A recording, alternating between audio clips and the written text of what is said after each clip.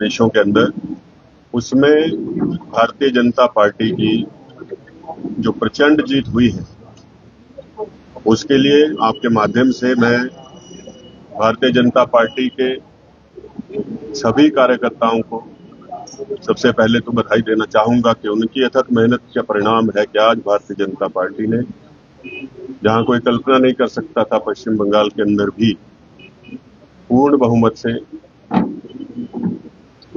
सरकार जो है वो बनाने जा रही है। साथ ही हमारा जो देश का शीर्ष नेतृत्व है, आदरणीय प्रधानमंत्री नरेंद्र मोदी जी, अमित शाह जी, हमारे राष्ट्रीय अध्यक्ष नितिन नवीन जी, उनको भी बधाई देना चाहूंगा।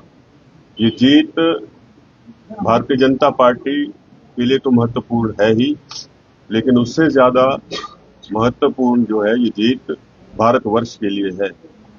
जिस प्रकार से पश्चिम बंगाल के अंदर अराजकता का माहौल रहा है पिछले कई दशकों से, आज उसका अंत हुआ है।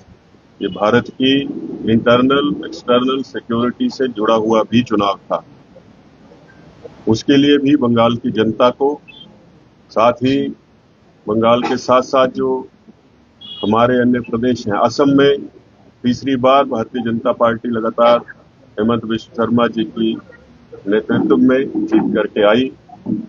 वहां पर भी पूर्ण बहुमत से सरकार बनने जा रही है। अन्य प्रदेशों में भी इन चुनावी रुझानों से हमने देखा है कि जो देश को बांटने वाली ताकतें रही हैं यूपीए अलायंस की, उनको जनता ने पूरी तरह से नकार दिया है।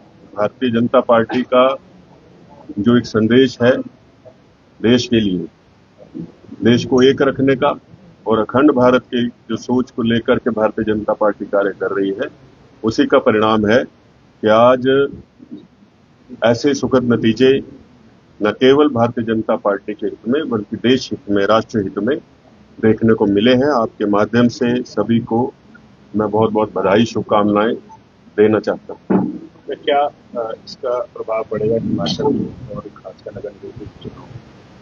देखिए, हमें पूरा भरोसा है अपने कार्यकर्ताओं पर, भारतीय जनता पार्टी की नीतियों पर, उसके विचार पर, और जिस प्रकार से वर्तमान सरकार का कार्यकाल रहा है उसको देखते हुए न केवल नगर निगम बल्कि जिस प्रकार से अभी खबरें आ रही थी कि बंगाल से तृणमूल कांग्रेस के नेता पलायन कर रहे हैं, जो भ्रष्टाचार के मामले वहां हुए, ऐसा बड़ा पलायन कांग्रेसी नेता जो है सत्ता में बैठे हुए और उनके जो मित्र हैं, उनका आने वाले समय में देखने को इस प्रदेश के अंदर मिलेगा, जिन्होंने जनता के पैसे का दुरुपयोग किया है, भ्रष्टाचार किया है। उसके साथ Bharatiya Janata party zero tolerance से काम करेगी और जो न्याय है वो जनता उसको देखेगी कि न्याय की परिभाषा होती क्या है। मुख्यमंत्री में 10 करोड़ की भी बात वहाँ की, आपको क्या लगता है एक्सेप्टेंस नहीं मिली, क्या कारण है? बंगाल में एक भी सीट नहीं जीत पाए।